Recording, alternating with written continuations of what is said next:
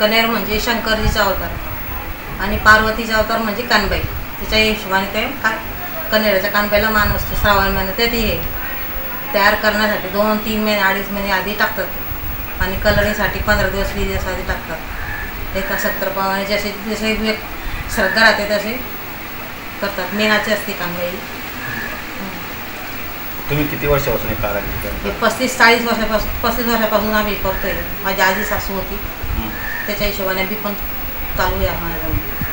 आता कानबाई बुकिंग करायची म्हणजे कोणाला काय तर कशा प्रकारे करतात तुम्ही? बुकिंग करायचे आहे तर त्या मोठी कानबाई येते, होळीची माता येते, त्यासमोर नारळ ठेवून करून आणतात त्याला. आणि त्या नारळ आम्ही कानबाई मेनाची घडवतो.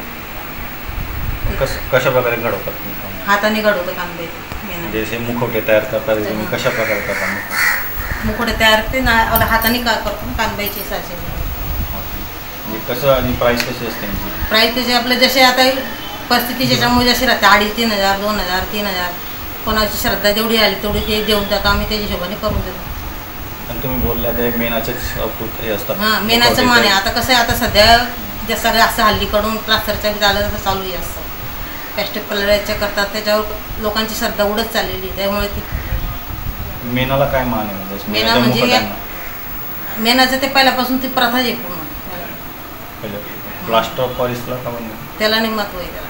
कारण ती कानबाई लावल्यानंतर जड होते.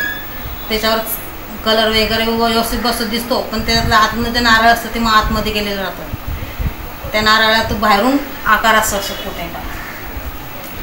खानदेशामध्ये कानबाईला फार मान आहे. तर म्हणजे कुठपर्यंत तुमच्या कानबाईचे मुखवटे गेलेले खानदेशात? खानदेशामध्ये पण तरी बी निजामपूर, धुळे, साक्री, सटाणा असे.